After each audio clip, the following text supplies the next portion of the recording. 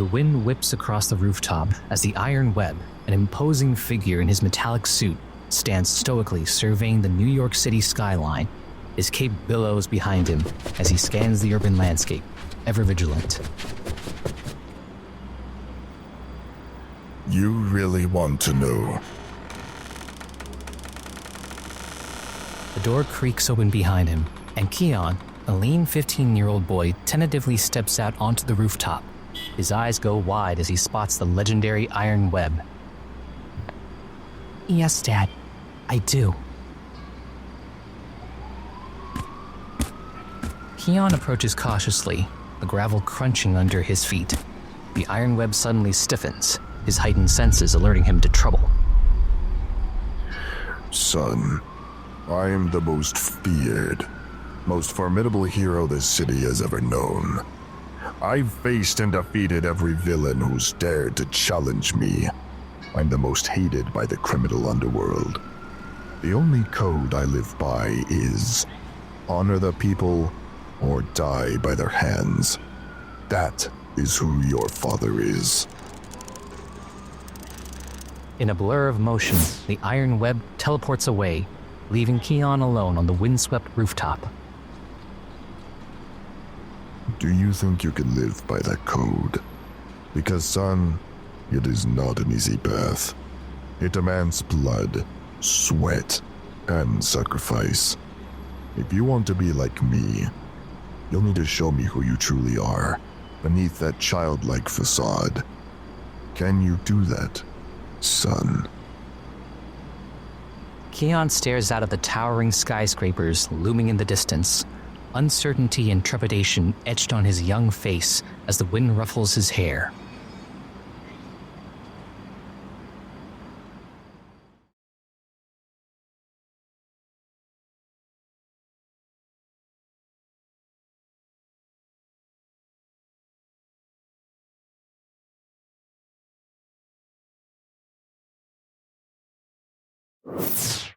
A truck crashes through the entrance, shattering glass and sending debris flying.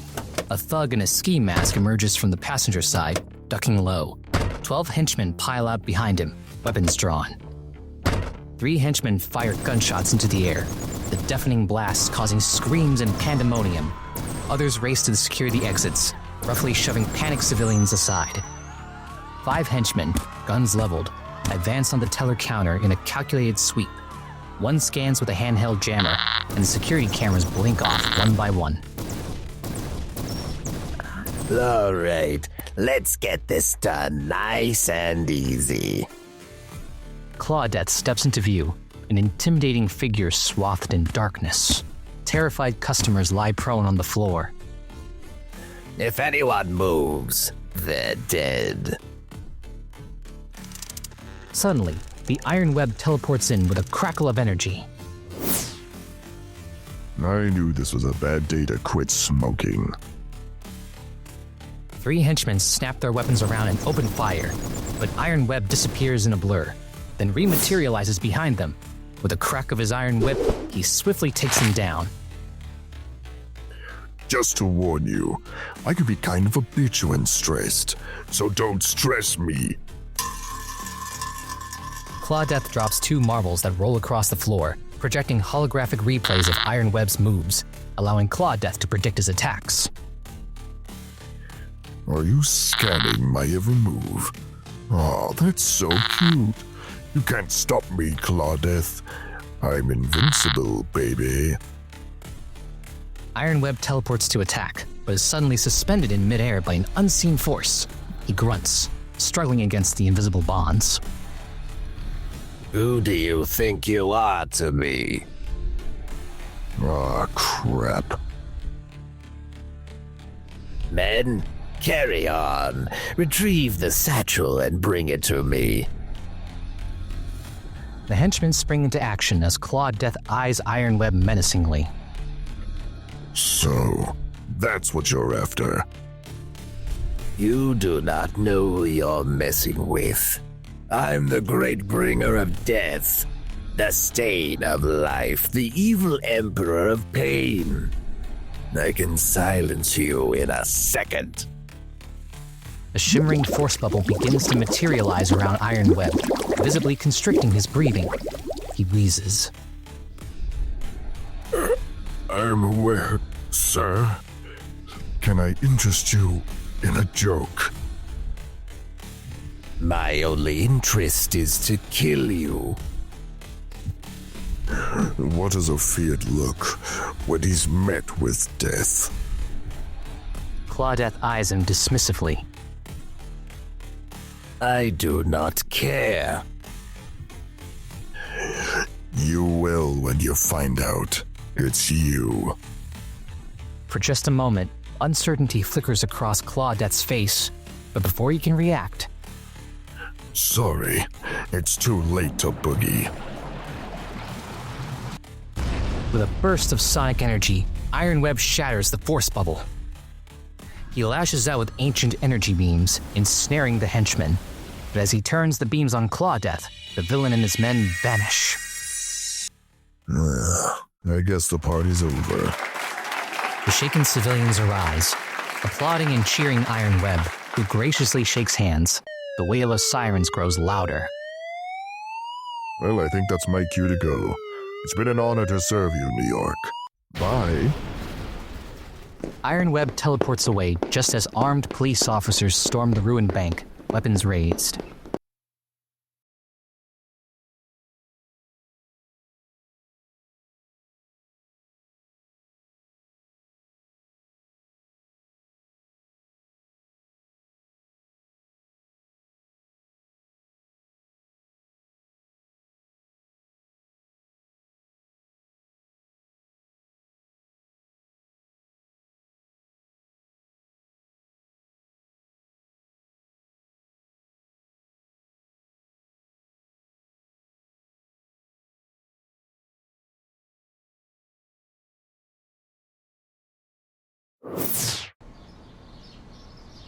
The Iron Web, unmasked and dressed casually, climbs out of his parked car. His two 15-year-old kids, Missy and Keon, approach. Keon sports a split lip and a blackening eye as he trudges over, his shoulders slumped. Missy smirks, clearly enjoying her brother's misfortune. Keon got in another fight, Dad. They climb into the car. What's wrong with you? Dad, you need to have her tested again. I'm just saying, you got beat up by another girl and she's 3 grades below you. She's in my class. How's she 3 grades below me? Well, Sherlock, she's 11 and in your class. Are you always this dumb? Keon huffs and stares petulantly out the window. Iron Web catches his eye in the rearview mirror. I've never seen someone that lethal in a fight before. I mean, she's the devil in a 12-year-old's body, except she's 11, which makes it even more frightening.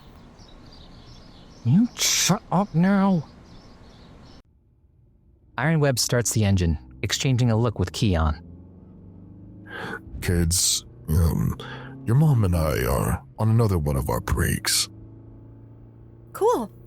I get separate birthday presents, which I can use to judge which one of you loves me the most.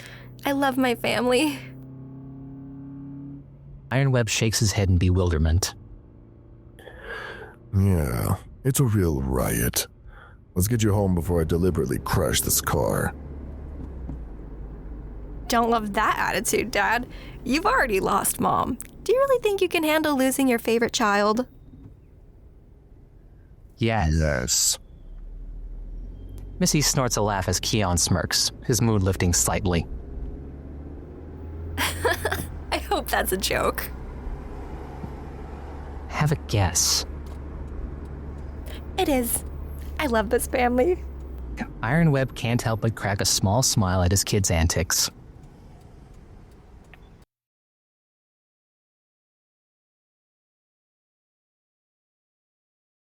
We hope you're loving this episode of The Iron Web, our brand new sci-fi series.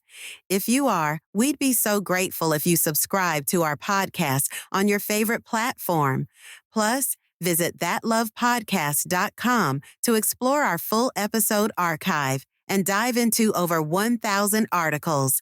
Thanks for tuning in. Enjoy the rest of the show.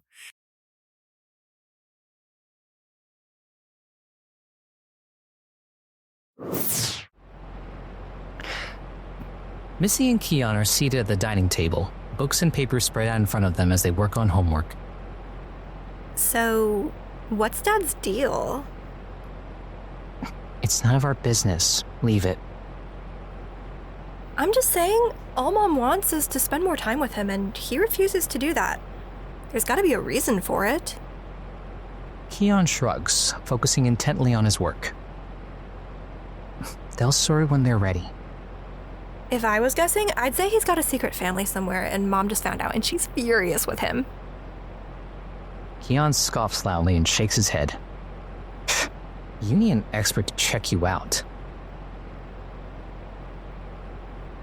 That might be true, but you and I both know Dad's up to something weird. You really want to know what he's up to?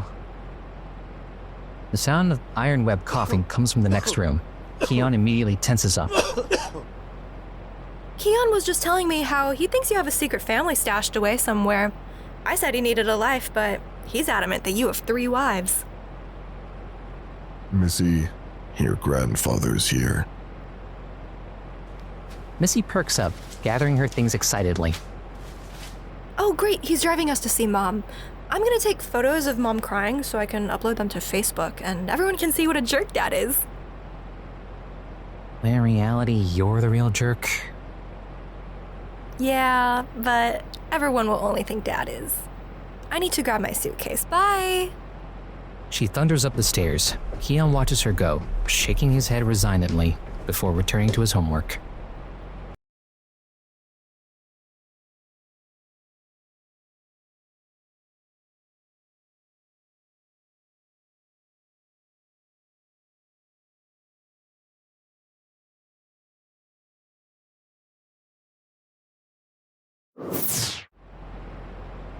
The front door closes as the Iron Web watches through the window.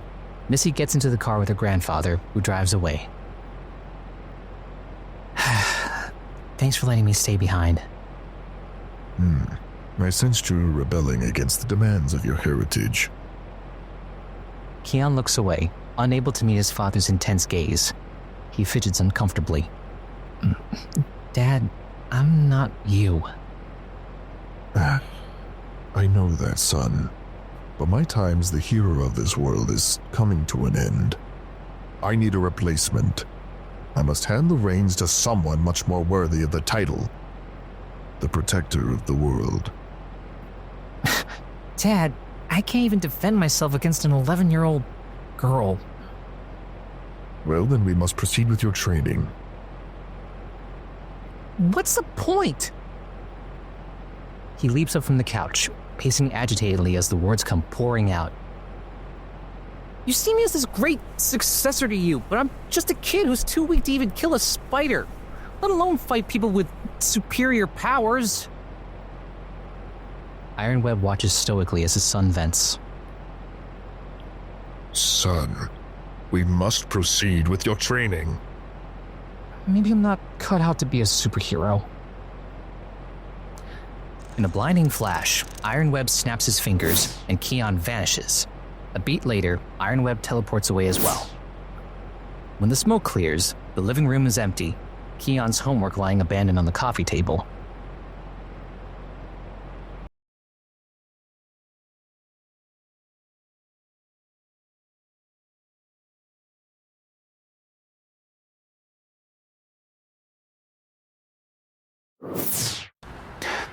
Keon and the Iron Web materialized inside a vast, ancient gladiatorial dome. Keon's eyes go wide, taking in the crumbling stone walls and grated metal gates. Dad? What is this? Where am I? When I first became the protector of this realm, my master started my training in this exact place. So must you. Keon's face falls as the gravity of the situation sinks in. He looks around nervously. Dad, I'm not sure about this. Son, this is no longer a matter of debate. You must fight. You must fight right here, right now, or face death. What? Good luck. With that, the iron web teleports away, leaving Keon alone. Suddenly, the gates groan open, and 15 armored youths emerge, ancient weapons in hand. A particularly fierce-looking one steps forward, hurling a sword at Keon's feet. Fight or die. There's no other choice. Trembling, Keon picks up the sword as the soldier draws a wicked-looking dagger. He begins to circle Keon like a predator. Men are designed to protect. In a flash, the soldier lashes out with the dagger. Keon barely has time to parry the strike with his sword. The soldier presses the attack relentlessly. When you face battle, you fight until death, not run like a chicken. The dagger slashes towards Keon's face, but he ducks at the last second. Desperately, he rolls across the dirt floor to create distance. Battles should be faced with hearts on the sleeve, not shit in your pants. Snarling, the soldier lunges again, dagger leading. But Keon, eyes wide with terror, accidentally thrusts his sword forward, impaling the soldier through the heart. The soldier freezes, a look of surprise on his face. Then, smiling faintly, his body dissolves into static, the entire arena flickering and fading away. Keon stands alone, sword still raised defensively. Now back in the real world, he's visibly shaken, sweat-soaked and panting heavily. Oh God, what have I done? In a blur, the iron web reappears beside him. Well done, son. That's one battle down. I killed him. Iron Web levels him with a stern look. No. You fought for your life against an assailant sworn to destroy you. That killer instinct is exactly what I need to awaken in you. But we're just getting started. As Keon watches in trepidation, a new gladiatorial arena shimmers into existence around them, even grander and more intimidating than the last.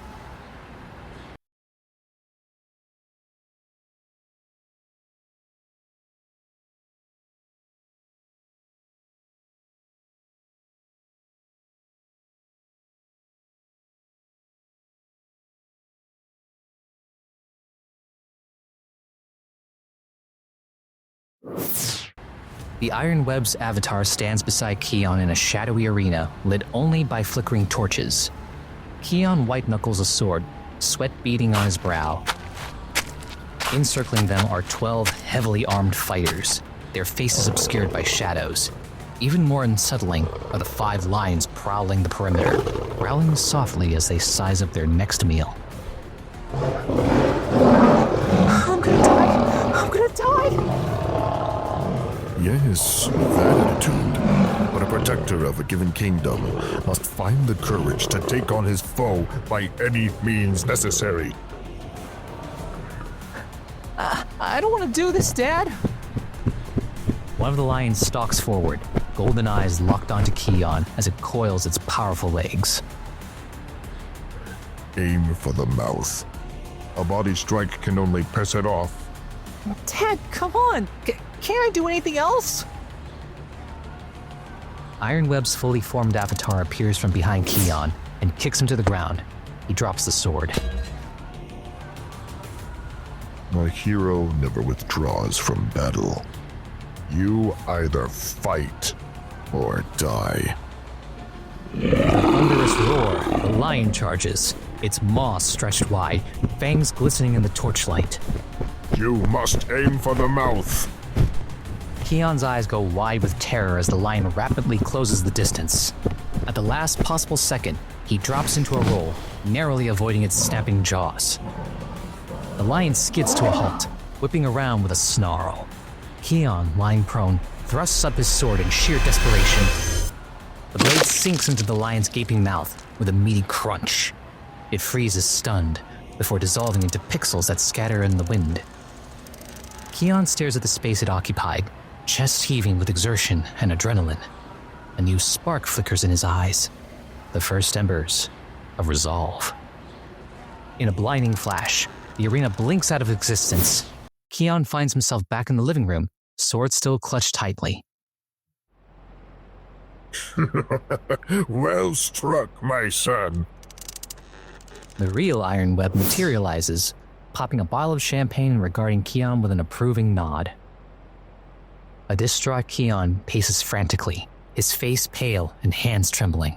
The Iron Web watches stoically as his son grapples with the weight of his actions. I killed them. They're not real, son. The Iron Web pours 2 glasses of champagne, offering one to Keon's shaking hand. I felt them die. There was blood. It's a digital training world designed to seem real, but they're not real beings. Keon stares at him, haunted. No, but the people I might face someday are. Son, a hero's job is... I don't care what a hero's job is. I want to be me. Normal. You have no choice. Yes, I do. People always have choices. They lock eyes, an unspoken challenge passing between them. You need to open your eyes, son. Why did you put me through that? To show you how capable you are of becoming like me. That was just a taste. Think how superb you could become with more training from your father. I don't want to be like you, Dad. I can't kill people. I can't be like that. Well, like I said, you have no choice. You are like me. You must face your responsibilities. This is our creed. Mom always said we get to choose what we become. She's right. I'm choosing my right to decide my future. Iron Web reaches out, gripping Keon's shoulder firmly. Son, I know you're scared. This is too much, too fast. Why are you listening? I don't ever want to be like you. I hate you. The words slap Iron Web like a physical blow. He recoils, face etched in sadness and regret. Dad, I didn't mean... But before he can recant, the Iron Web teleports away in a blinding crackle of energy. Dad, I'm sorry. Keon stands alone, shoulders slumped in the empty living room, champagne flutes gathering dust on the coffee table.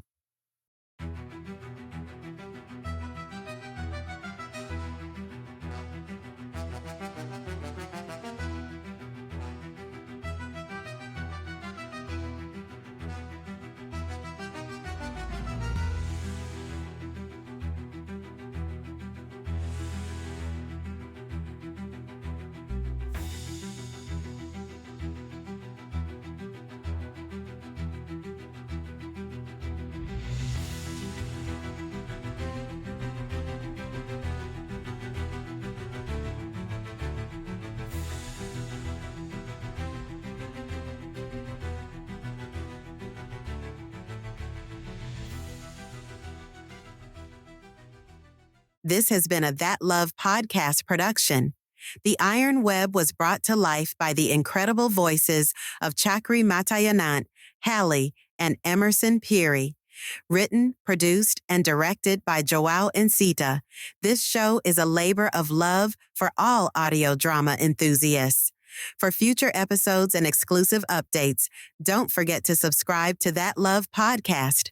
Join our growing community of over 18,000 fans on Facebook and Twitter.